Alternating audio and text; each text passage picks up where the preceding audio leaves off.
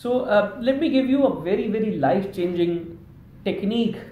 Tip, approach to communication skills, और इससे आपकी कम्युनिकेशन स्किल्स की क्वालिटी बहुत इंप्रूव होगी। और वो क्या है,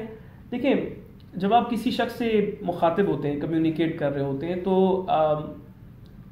एक वैल्यू है जो कि इंसान सीख करता है अपने रिलेशनशिप्स में, और वो है वैल्यू ऑफ एस्टीम। कि जब मैं किसी के साथ रिलेशनशिप में हूँ, और वो चाहे प्रोफेशनल हो, चाहे पर्सनल हो, चाहे सोशल रिलेशनशिप हो, आपके फ्रेंड्स के साथ, आपके स्पाउसेस के साथ, किसी भी रिलेशनशिप के अंदर आप होते हैं, तो हर इंसान की अपनी अपनी एक इज्जत नफ्स होती है, अपनी अपनी एस्टीम वैल्यू होती है। और हर शख्स चाहता है कि जब हम कम्युनिकेट करें या हमसे अगर कोई कम्युनिकेट करे तो एटलीस्ट हमारी इज्जत नफ्स मजरू ना हो। इज्जत नफ्स जो है वो उसमें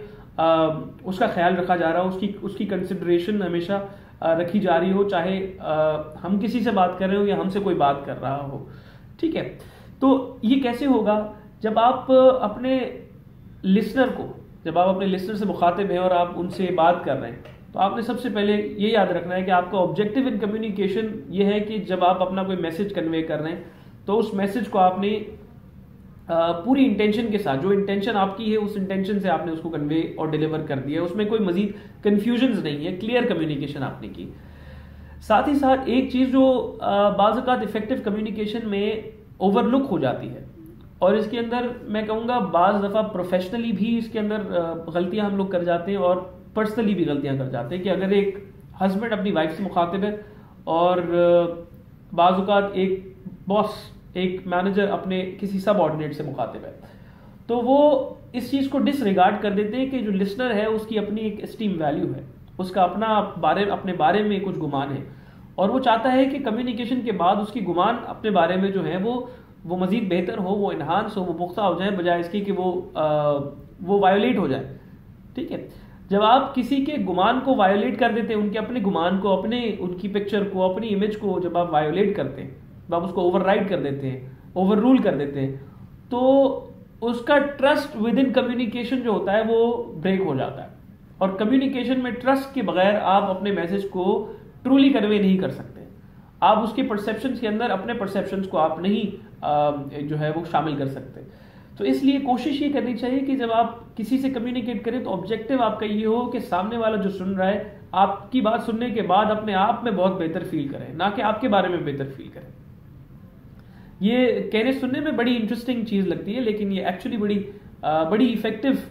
जो है वो होती है जब आप कम्युनिकेट करते हैं किसी के साथ। तो जब आपकी कोशिश ये होगी कि मैंने उस शख्स को, फला शख्स को मैंने अच्छा फील करवाना है कम्युनिकेशन में, चाहे वो किसी भी लेवल का बंदा हो, डिफरेंसेस के बगैर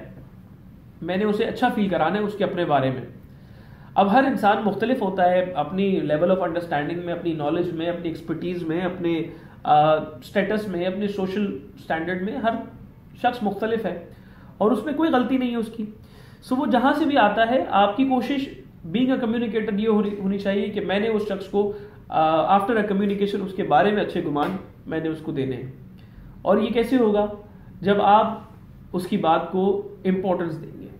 जब आप उसकी बात को सुनेंगे, जब आप लिसन करेंगे और एक्टिवली लिसन करेंगे, और इसमें बगैर जजमेंट के आप लिसन कर रहे हैं। एक होती है लिसनिंग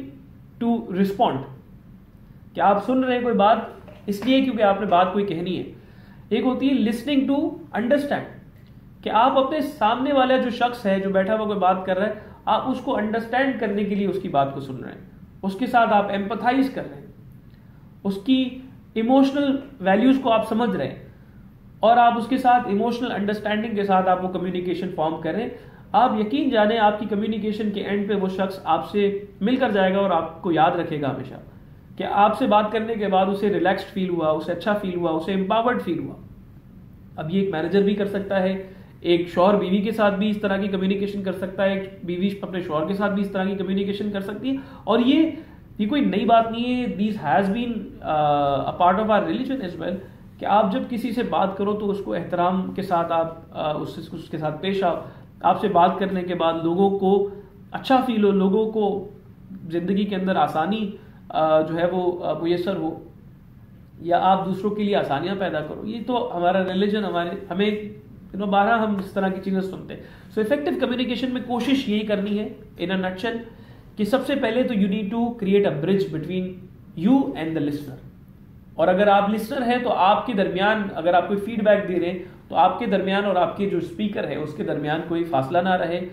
अनकॉमननेस जो है वो कॉमननेस में तब्दील हो जाए, कंफ्यूजन क्लैरिटीज में तब्दील हो जाए, ठीक है, आइडियाज और परसेप्शंस मैच कर जाएं, आप सब एक पेज पर हो। और सेकेंडली आपने कोशिश करनी कि आपका ऑब्जेक्टिव ये हो कि जो आपको सुन रहा है, अगर आप सुन रहे हैं तो आपकी कोशिश ये होनी चाहिए कि at the end of the day जो लिसनर है और जो स्पीकर है वो दोनों अपनी अपनी एस्टीम के बारे में खुश हो और उनकी एस्टीम कम्युनिकेशन के अंदर मैच हो रही हो। Thank you very much, wish you all good luck.